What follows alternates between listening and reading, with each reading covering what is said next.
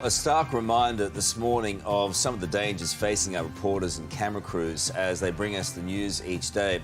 In the last hour, our 9 Europe correspondent Ben Avery and his cameraman Cade Thompson attacked while live on air, reporting on the London protests. In a clash with us here at the moment, and it's been following us. The police.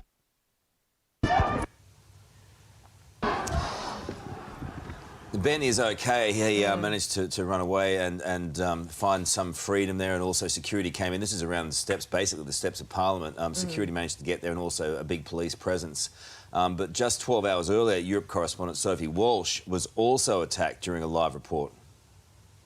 Well, yeah, they are. We're expecting thousands to turn out here to Hyde Park today in about 3 hours' time. The protests here in London so far have been relatively peaceful, but we have seen how quickly things can turn. Violence erupted on the streets of Paris. It was a demonstration that had been banned by police, but thousands turned out to protest the death of a 24-year-old black man in police custody in 2016. But it descended into... Sorry. Sophie, you okay? Sorry. I just... Sophie? Yeah, I just had someone come up and try and... Yeah. You okay, Soph? Sorry. It's all right, Sophie. Yeah, a man just came up and grabbed me. It's okay. He's okay, he's not armed. A man just came up and grabbed me, though.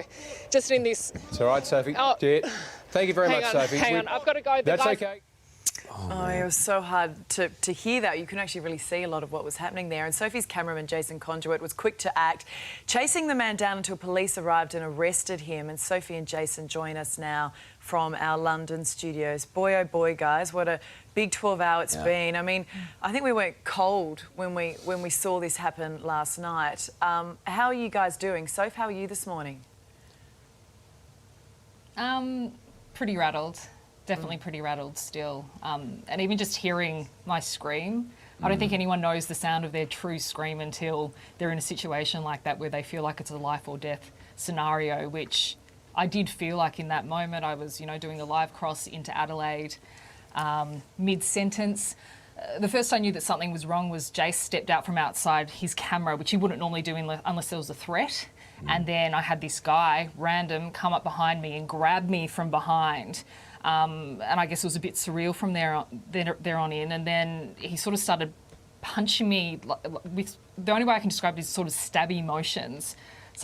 And I managed to push him away. And then he was standing about 5 metres away from me. And I just, while I was on air, that's why I was struggling to string a sentence together. But I was thinking he had a hand in his pocket, and I thought, does he have a knife? And is he going to come towards us and start stabbing us all? Because we've had these stabbing rampages in London before. It was the 3rd anniversary of the London terror attacks on London Bridge.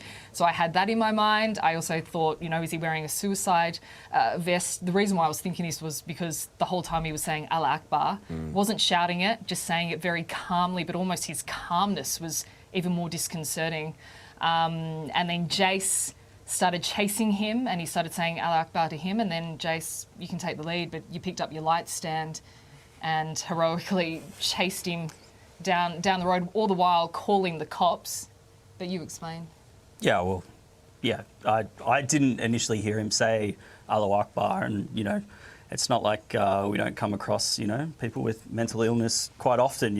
If I had to, it wasn't the first time I'd have to pull someone off, a journalist who was live on air, but he didn't want to leave, and then he yelled Allah Akbar, and I could see he had a weapon in his hand, and that was when I backed away and got the light stand, and just keep him at bay and call the cops and just keep tabs on him until they arrive. So.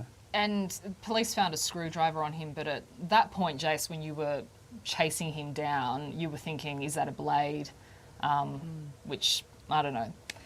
Incredibly brave to think that you don't really know what you're dealing with. The guy also looked like he was on the phone at the same time, which Jace was saying to me. That's what worried me. He looked like he was on the phone, he was looking over my shoulder, and I just wasn't sure because we're moving away from the scene, and I didn't know if he had mates or what was going on, but you do what you got to do, and I knew that he had to be stopped. The cops had to come eventually, and fortuitously they did quite soon. So yeah, and they didn't mince around, that's for sure. Hey, Jace, they took him down quite swiftly. Jason, Soph, we're going to move on for the moment because we do have to hit the news, but I want to ask if you can come back, talk to us a little bit later as well, because we need to talk to you and get some context about what's going on in London at the moment, because things seem to have gotten worse, but really well handled. It's a difficult situation, and you have all of our love. So go well. Just glad you're both okay. Yeah.